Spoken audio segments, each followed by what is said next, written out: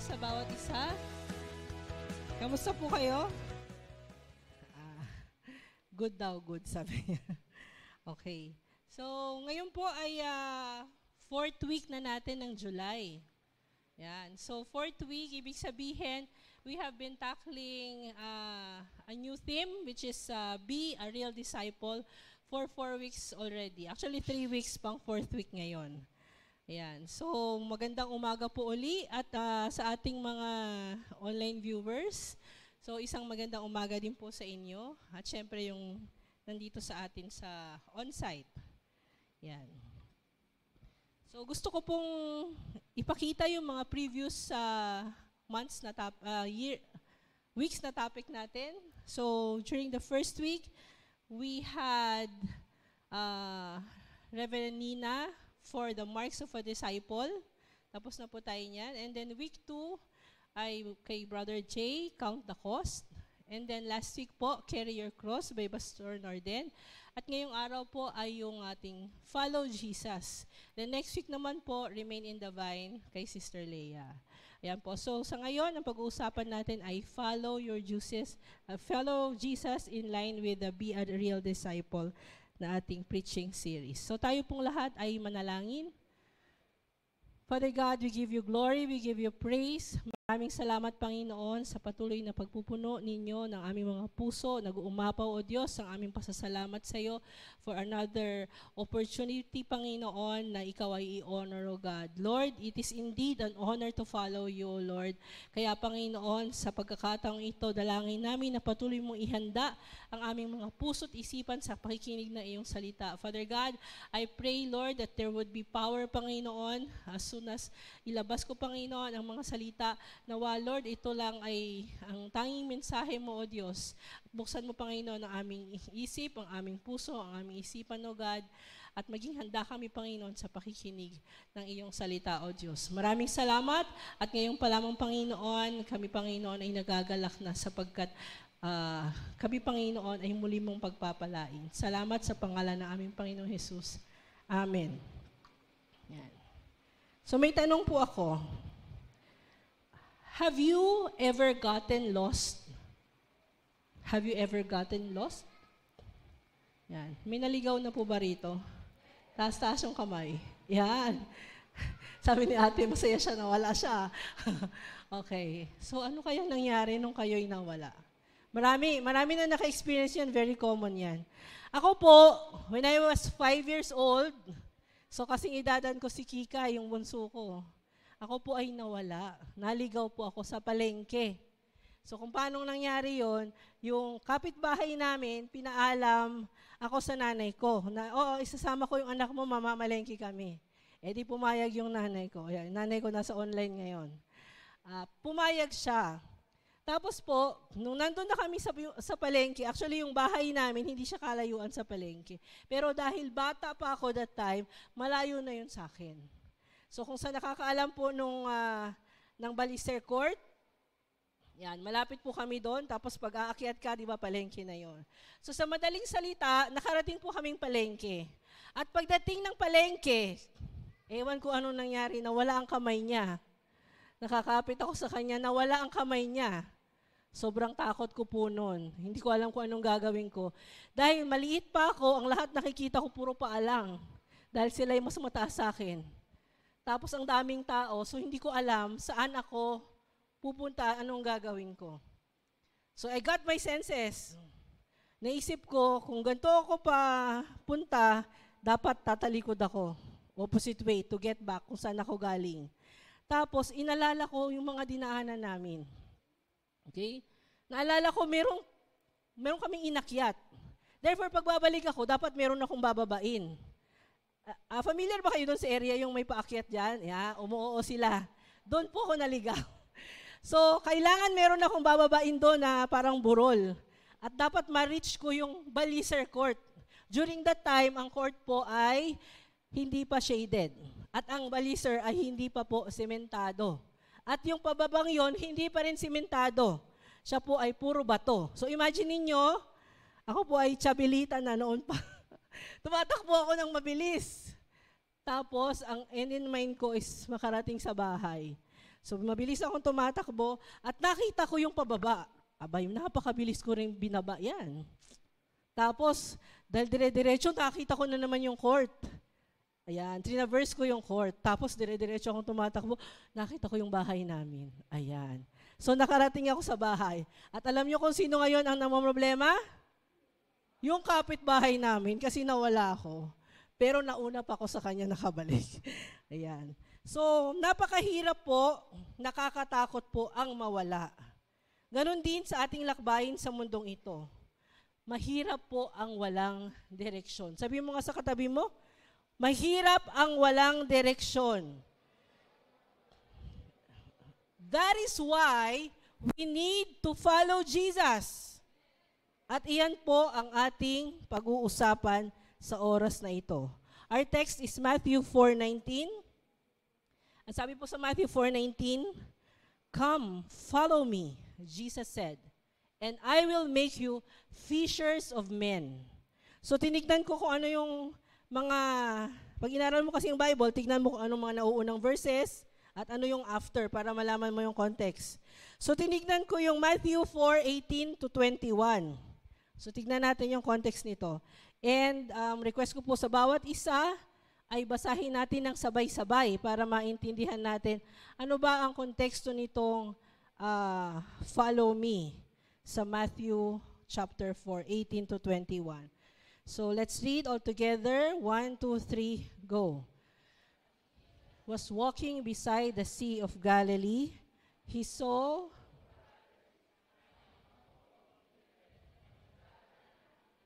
they were casting a net into the lake, for they were fishermen. 19, "Come, follow me," Jesus said, "and I will send you out to fish for people." 20, at once they left their nets and followed him.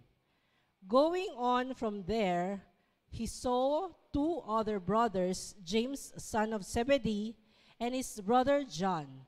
They were in a boat with their father Zebedee, preparing their nets. Jesus called them, and immediately they left the boat and their father followed him. Okay. So yan po yung ating Matthew chapter 4 verses 18 to 20. So himayin natin. Ang setting ng istoryang ito ay sa Sea of Galilee. At sino-sinong mga characters? Siyempre, pasok dyan si Jesus. Kasi siya yung nagtawag. Tapos, yung una niyang tinawag, si Simon called Peter and his brother, yung magkapatid. Si Simon Peter and si Andrew. And then, kasama rin dito si mga dalawang anak ni Zebedee, si James at si John. So, ano nangyari? Tingnan natin yung plot. So, dahil sila ay mangingisda, yun ang kanilang trabaho. Nagkahagis ng lambat ito ay nangyari sa Sea of Galilee, di ba? So dahil sila ay mangingisda, ang dalawang magkapatid na si Simon at si Peter, nung nakita sila ni Jesus, sabi ni Jesus, "Tara," ito paraphrase na lang "Tara, sumunod kayo sa akin at mga tao ang kukunin natin." Paraphrase. "Tara, sumunod kayo sa atin at mga tao ang kukunin natin." Kasi ang kinukuha nila that time, mga isda, di ba? Kasi fishermen sila. O, balikan natin. Kunyari, sa panahong ito. Yan. So, may ginagawa ka isang bagay. Biglang dumaan si Jesus. Sabi niya sa'yo, "Tara, biyahe na. Tara, sumunod ka sa akin." Sabi niya, at hindi na yan ang gagawin mo, kundi tayo ay mangunguha ng mga tao. Ang hirap Tagalog nung namamalakaya eh. Kaya, yun yung pag-paraphrase ko dito. So, sabi niya ganyan, kung sabihin niya sa iyo na sumama ka sa kanya, ano kaya ang iyong magiging saloobin? Ano kaya ang iyong isasagot? Okay? Gusto kong i-emphasize yung term na at once. Ang term na at once, na-mention yun kanina, pagkasabi niya yon, iniwan nila ang lambat at sumunod agad kay Jesus. So after that, nagpatuloy sila ng paglalakad at magkakasama na sila, di ba? Nadaanan naman nila ang anak ni Zebedee na si John at si James. So ganun din, nagpa-prepare sila ng lambat kasi nga mangingisda rin sila. Pero, nung tinawag sila ni Jesus, ang term ay ano? Kanina at once, ang term ngayon ay immediately. Diba? Synonymous yan. At once, immediately. Iniwan nila ang bangka at maging ang tatay nila at sumunod sila kay Jesus. Okay? So, na-imagine nyo ba kung anong sitwasyon nun? Kung ikaw yung Zebedee, anong mangyayari? Oops, umalis yung anak ko. Dire-diretso sumama kay Jesus. Diba? Kumbaga, isipin niya siguro, naku, paano tayo manlalambat niyan? Wala tayo ngayong kikitain kasi sumama ka kay Jesus. Pero, habang inaaral ko po ito, meron akong malaking tanong. Kasi tuwing ako nagba-Bible study, lagi ako maraming tanong eh. Kaya nung bago pa lang ako sa Panginoon, kawawa talaga yung pastor ko. Kasi tuwing makikita kami, may listahan ako ng tanong. Nag-i-explain siya sa akin. So, ganun ko talaga sinisik yung salita ng Panginoon. So, ang tanong ko, yan, sarili kong tanong yan ha, bakit sumunod agad ang mga taong niyaya ni Jesus? Kasi ang term doon, at once, immediately. Inisip ko tuloy, kung ako kaya tinawag noon, susunod kaya ako? Hindi siguro eh. Kayo? Susunod ba kayo agad? Siguro sabi nung nanay, nagluluto pa ako. Abay, pupunasan ko pa yung anak ko. Sabi nung tayo, papasok pa ako sa trabaho. Ang daming rason, di ba? So, bakit sumunod agad ang mga taong niyaya ni Jesus? Bakit yung iba sa atin, ang tagal na tinatawag ni Lord, pero ayaw pa rin mag-follow? Ilang taong ka na sa Panginoon? Ang tagal na tinatawag ni Lord, pero ang dami-dami pa ring dahilan. Itong sina Peter, si Andrew, si James, and si John ay napakabilis sumunod. Sabihin nyo nga po sa sarili nyo, ganito ba ako kabilis tumigon kay Lord? Sabihin nyo sa sarili nyo yan. Kayo lamang din ang makakasagot. So nag-search po ako, bakit ang bilis nila sumunod? At inilam ko ang dahilan. Kasi yun nga yung tanong ko. So gusto nyo rin ba malaman, bakit at once at immediately sila? Yan, alamin natin sabay-sabay. Noong panahong yun, ang mga tao sa Galilee ay masasabing pinaka-religious Jews sa buong mundo. Okay, yung mga Galileans, sila yung tinaguriang pinaka-religious Jews sa buong mundo. Bakit kaya? Kasi po, maganda yung kanilang educational system. Ang mga Jewish boys, nag-aaral na sila ng scripture at the age of 5. Okay? Sa panahon nga natin ngayon, 5 years old nag-aaral. Kasi mandatory na yung kinder dahil sa K-12. Tama po. So pag 5 years old, mag-aaral talaga sila. Pero hindi scripture pinag-aaralan nila. During that time, it was the scripture that these 5-year-old kids are studying, especially the Jewish boys. Okay? Then once they reach 10 years old, pag-aaralan nila is Mishnah, oral, Torah, or interpretation. Once they reach the age of 13, Talmud naman ang pinag-aaralan or making rabbinic interpretation. Pag age 18, bride chamber. Pag 20 na, they are now pursuing vocation. Pag 30 years old, yan, dapat for authority na sila. They should be able to teach. Pero, hindi po lahat nagiging teacher. Few become teachers. Ngayon gusto ko evaluate natin yung sarili natin. Ilang taon na tayo sa ating age na physical? Ilang taon na rin tayo sa Panginoon? Tayo ba ay nandun na sa authority? Kung tayo ay nasa 30 years old na? Tayo ba ay nagtuturo na? Rabbi po ang tawag sa master or teacher during that time. Bawat isang community may rabbi at siya ang in charge sa pag-aaral ng mga estudyante. For example, isang community dito sa Signal, yan. Meron tayong rabbi, tapos siya yung nagtuturo dun sa mga tao. And then, minsan, take note po itong mga, nung panahong iyon, yung mga rabbi, mataas po ang respeto ng mga tao sa kanila. So pag rabbi ka, somebody ka. Ang iba pong mga estudyante nung panahong iyon, especially yung mga mahuhusay, sila po ay humihingi ng permiso sa sikat na rabbi. So isipin nyo na lang, kahit gusto mong maging teacher, itong tao na to, hindi basta-basta. You still have to ask permission. At pwede kang tanggihan ng rabbi na yon. Okay? So nakakuha nyo na, bakit naging ganun kadali? Na umuo itong ating mga unang tinawag ni Jesus. So nung panahong iyon, sabi ko nga, kailangan mong humingi ng permiso. Take note, pwede din sila tanggihan ng isang rabbi. Okay? Minsan, kinakailangan nilang umalis sa kanilang mga bahay ng matagal na panahon. Ibig sabihin, sometimes they have to travel just to follow this rabbi. Okay? Ang tawag sa mga estudyanteng ito ay talmidim or Hebrew word ng disciple. So doon pala yun nag-umpisa, doon pala yung galing. Talmidim, rabbi-talmidim relationship. So idig natin ito.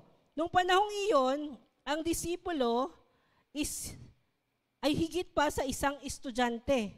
So it's not just teacher-student relationship, okay? Ang objective po ng isang disipulo or talmidim ay maging katulad ng rabbi or teacher niya. Okay? So hindi lang enough na naintindihan mo yung tinuturo niya, ang end in mind mo, maging katulad niya. Okay? So it is a great honor to be accepted by a rabbi. Diba? Pag lumapit ka sa isang rabbi na bigatin, tapos tinanggap ka niya, honor pala yun.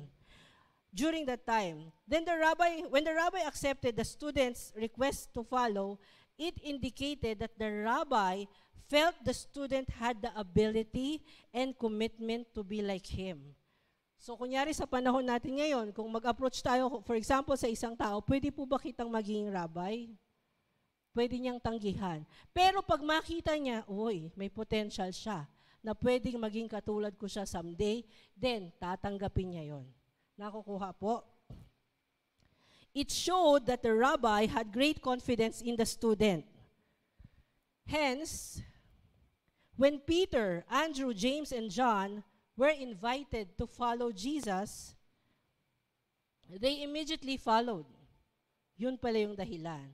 Because it was an honor for them to be called by Jesus and establish a rabbi-talmidim relationship.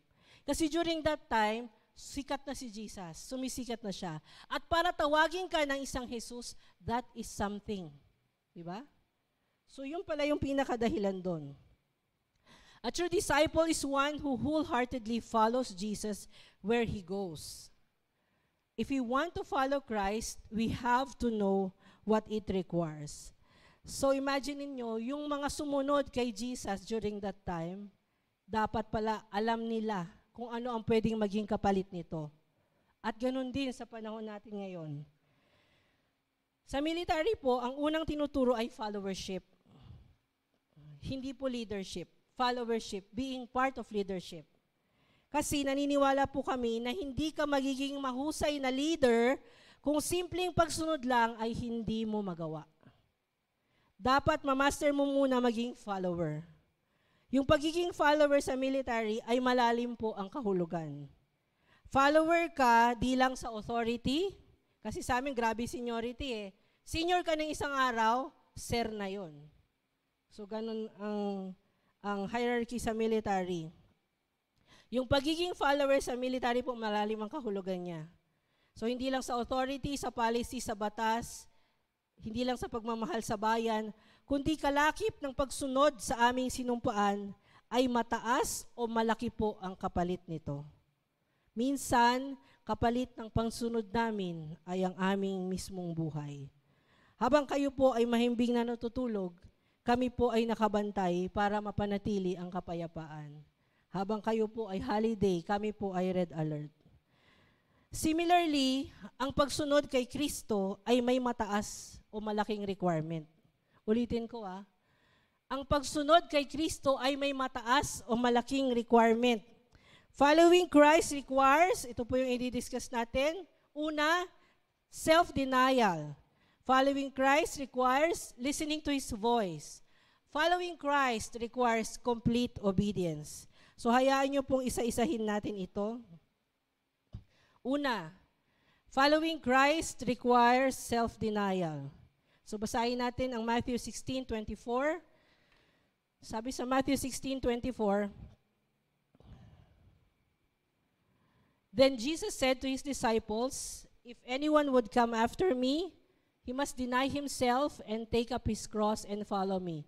Ito, for the previous weeks, lagi natin itong nababasa. Inuulit-ulit ito ng mga pastor, ng mga preachers. But this time, I would like to highlight yung mismong deny himself. Yung point number 1 natin, which is self-denial. So tingnan natin yung context ng Matthew 16:24.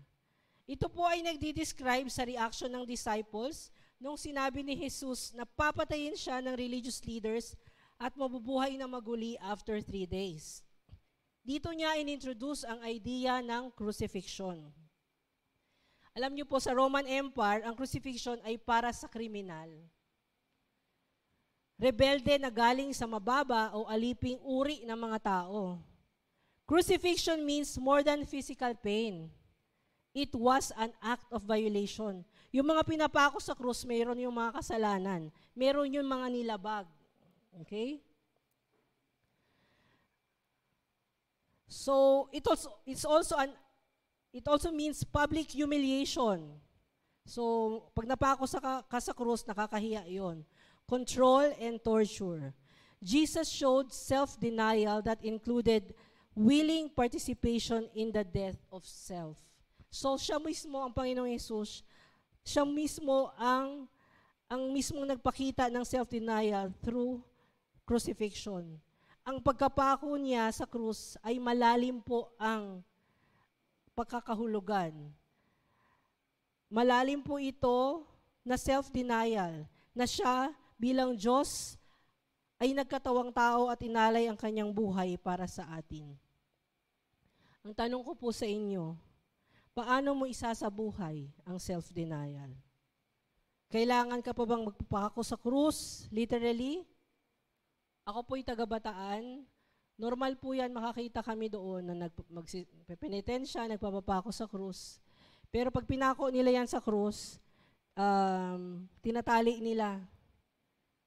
Okay? Parang nagiging na lang nila yan, common nilang gawain tuwing mahal na araw. Kailangan pa bang umabot sa ganon? Akala ko, dati, nung ako hindi pa nakakilala sa Panginoon, yun ang tama para pagbayaran ko ang mga kasalanan ko. Pero nung na-born again ako, hindi pala yun tama. Kasi minsan niya lang ginawa yun at di na yun mauulit. Ginawa niya na yun para sa akin. So, hindi yun ang tama. Para sa akin, ang practical application nitong self-denial, ay kapag di na ikaw ang nasusunod sa sarili mo, kundi si Kristo na. May gusto ka, pero doon mo sinusunod ang sarili mo, kundi ang Panginoon na. Ako po, ayoko talagang mag-preach. Sabi ko nga, rest and recreation po ako. Ako po yung naka-R&R. Yung rest and recreation sa amin, that is 15 days na break for you to have a vacation, spend time with your family. Pero nung sinabi ni Ate Nina, may schedule ako ng preaching, mag-follow lang po ako. Gusto ko lang sumunod kasi alam kong yun ang kalooban ng Panginoon. Pinag-aralan natin before that we have gifts, right? So alam ko naman, ang gift ng Panginoon sa akin is pagtuturo. Kaya yun talaga yung nais kong ipagamit sa Panginoon. Kaya I did not say no, kundi nag-follow na lang ako kay Ate Nina. Pero kung ang sarili ko lang susundin ko, ayaw ko po. So sa aking pong opisina, ako po ang taga-utos. Yan. May mga pangyayari ding, may mga drivers ako, nagmamaneho sa akin, o gumagawa ng mga bagay dahil kulang na ang oras ko. So somebody does things for me like magpadala sa bangko, ganyan. So bili ng ganito, at marami pang iba. Pero dito po sa ministry, minsan po ako po ay driver. Minsan ako po ay tagahugas ng plato. Minsan taga-prepare. So wala pong problema doon. O, pwede niyo po akong utusan. Yan po ay self-denial. So sa application natin, paano mo isasabuhay ang self-denial? Sa percentage ng 1 to 100, ilang percent na ikaw pa rin ang nasusunod sa buhay mo? At ilang percent naman si Jesus? So gusto ko po kapain niyo muna yung puso ninyo. Kasi pag sa assessment, walang mangyayaring change kapag yung current status hindi natin alam. So, ilang percent na ikaw pa rin ang nasusunod sa sarili mo. Kayo lang po makakasagot niyan. Number 2 na point. Following Christ requires listening to His voice. Sabi po sa John 10:27, "My sheep listen to my voice. I know them, and they follow me." So ito pong John 10:27, ang context niya po ay discussion patungkol pa rin ng religious leaders of Jerusalem, yung mga Pariseo. Actually po sa chapter 10 verse 6, ang sabi dito, Jesus uses this figure of speech, but the Pharisees did not understand what He was telling. Kasi nga, itong mga religious leaders na ito, they did not recognize Jesus. They do not know the voice of Jesus. So minsan tinanong ng pangalawang anak ko, yung 9 years old si Rafa, "Mommy, how do you listen to God's voice?" Sa age niya po na 9, ay marami na siyang tanong patungkol sa Diyos. Sa mga anak ko siya talaga yung, nag-YouTube pa yan siya. Tapos may mga things siyang sinasabi sa akin na na-find out niya. So sabi ko sa kanya, sa tanong niya, "Mommy, how do you listen to God's voice?" Sabi ko sa kanya, "You listen to Bible stories and read the Bible or listen to preaching and even Sunday school. Pray, then you will know what God's will for you is." Yan. So we are to listen to Jesus' voice, not so we can have a new religious experience or gain more knowledge. Hindi po ganon. Hindi ito para marami kang alam. Hindi ito para meron kang bagong religious experience. We listen to God so we can follow Him. Yun ang pinaka-ultimate nating goal. Para alam natin kung paano natin siya susundin. Okay? So, application. Are we modern-day Pharisees who do not listen to Jesus? Are we His sheep who recognizes Jesus' voice? Kung tayo ay nakaka-recognize ng voice ni Jesus, how do we listen to His voice? Are we sensitive enough to know His will? Minsan kasi may pinapagawa na yung Panginoon sa atin, pero nakikipag-wrestle pa rin tayo. Before po ganyan ako, pero ngayon pag may pinagawa siya, sige na lang Lord, pikit mata ko na yun. Tapos nakikita ko after quite some time, kaya naman pala. Napakaganda ng plano ng Diyos. Sa mga assignment ko po, laging dati nagre-wrestle ako, Lord, bakit dito? Ganyan-ganyan. Ayoko dito. Pero nung natutunan ko pong sumunod sa Panginoon, makinig sa boses niya, nakikita ko po yung beauty, mayroon pala siyang plano. Kaya ngayon, kahit saan ako itapon ng Panginoon, ang iniisip ko, Lord, anong next? Anong ipapagawa mo? Ganun na yung attitude ko sa Kanya. So ang third point po natin is, following Christ requires complete obedience. Sabi po sa 1 King 11:6, Solomon did evil in the eyes of the Lord. He did not follow the Lord completely, as David his father had done. So ang tanong is, ano ba ang evil in the eyes na sinasabi dito, na ginawa ni Solomon? Ano ba ang sinasabi dito na hindi completely nasunod ni Solomon? Si Solomon po, also called Jedidiah, was monarch of ancient Israel and the son of David. Siya rin po yung successor ni King David. So si King Solomon did not completely abandon the Lord. Wala namang ganong issue. However, he practiced polytheism, where he worshiped the living God of Israel and at the same time, other pagan gods. So dun sa issue kung sumusunod ba siya, oo, nire-recognize niya. Pero, ganun din ang ginagawa niya sa other pagan gods. Hindi po kasi pwede ang partial obedience. Partial obedience is disobedience at all. Ito yung lagi kong naririnig sa mga preaching. Partial obedience is disobedience at all. May hindi ka nasunod, parang hindi mo na rin sinunod yan.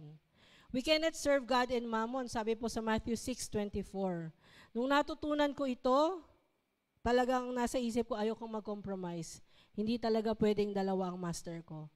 Sa amin po sa military, we were trained to obey first before you complain. So during the training, marami pong pinapagawa na hindi ko naiintindihan. Pero sumusunod na lang ako.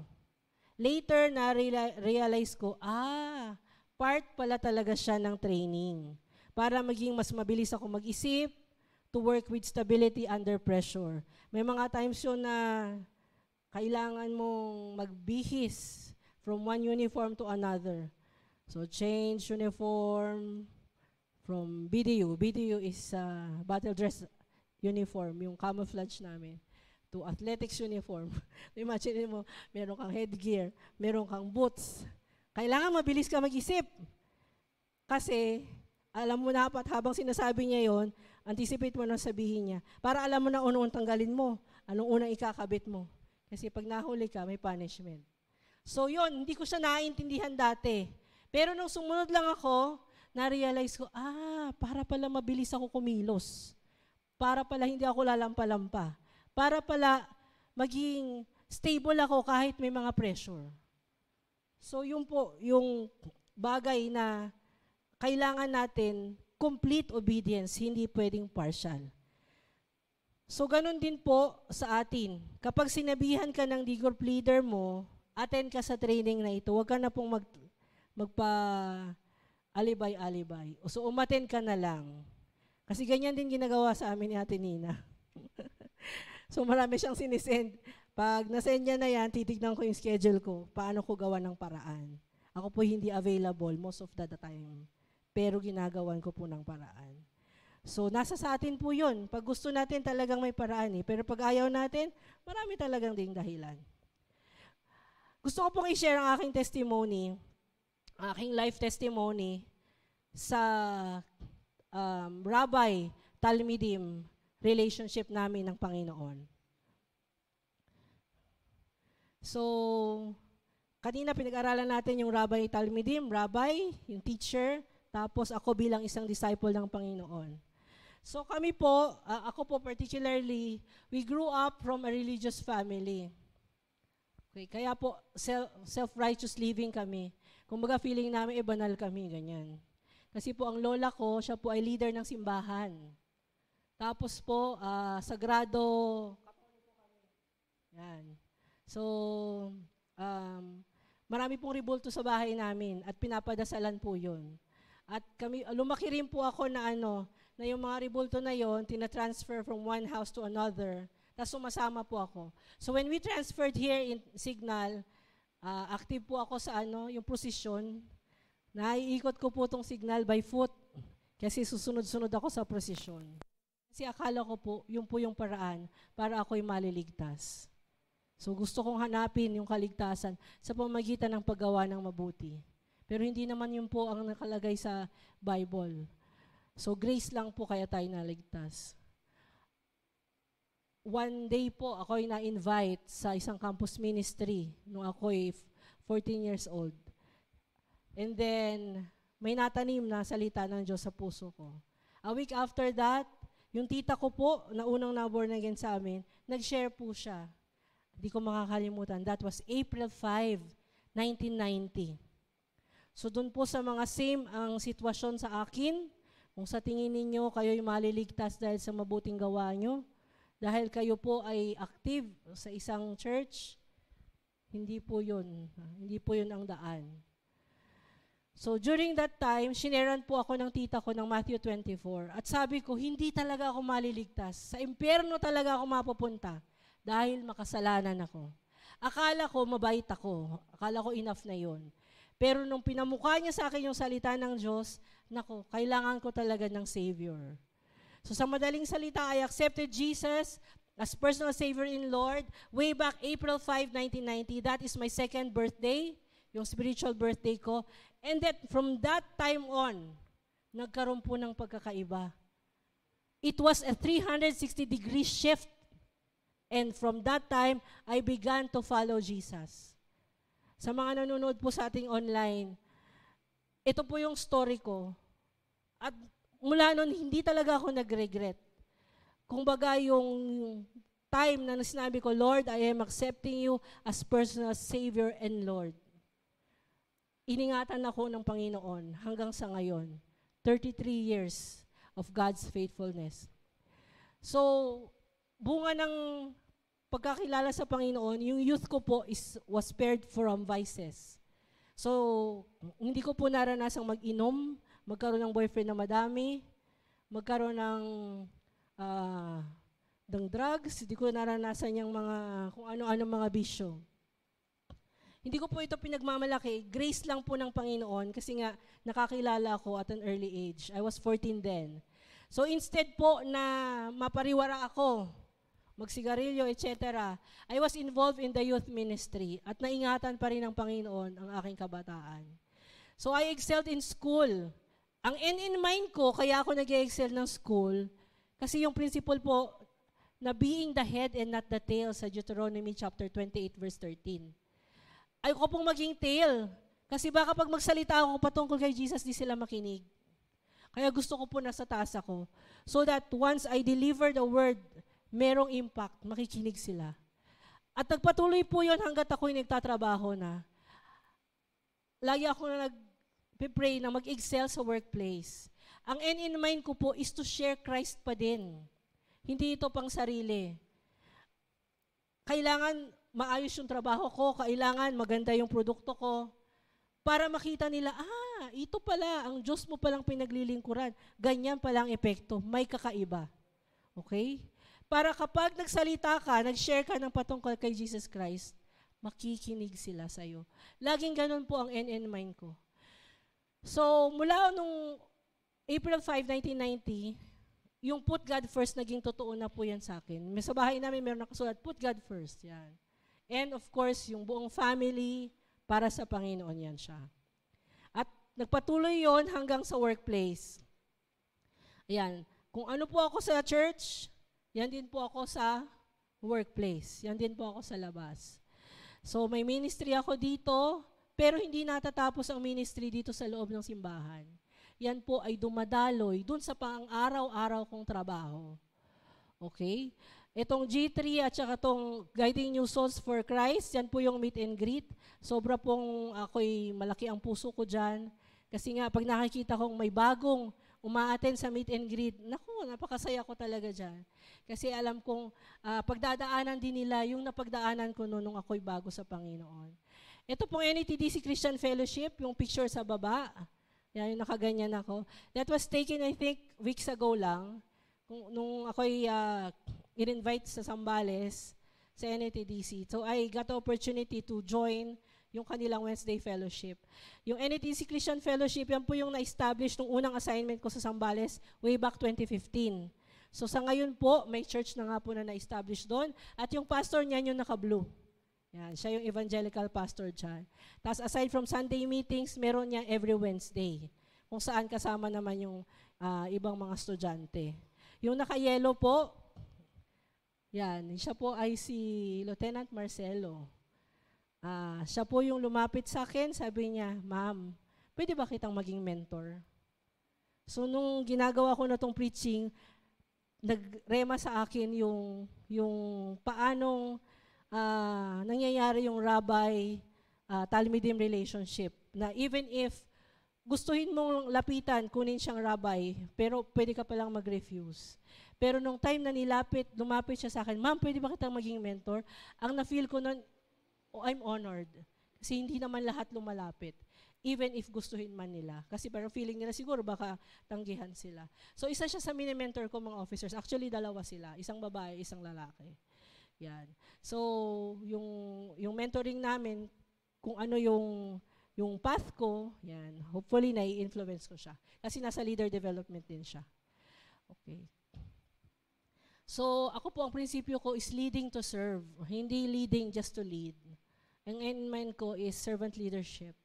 Ito pong picture sa taas, yan, both yan shining for Jesus at the workplace. Ako po kasi isang naval educator. So, marami po akong tinuturong subjects, leadership, management, military planning, at kung ano-ano pa. And I see to it na yun yung opportunity para i-influence ang mga Philippine Navy. So I'm really praising God because I'm part of shaping shaping what the Philippine Navy should be. Napakalaki po ng nagagawa ng isang educator. Kasi yung tamang daan, paano mo sila ililid para magkaroon ng bagong mindset ang Philippine Navy, yan.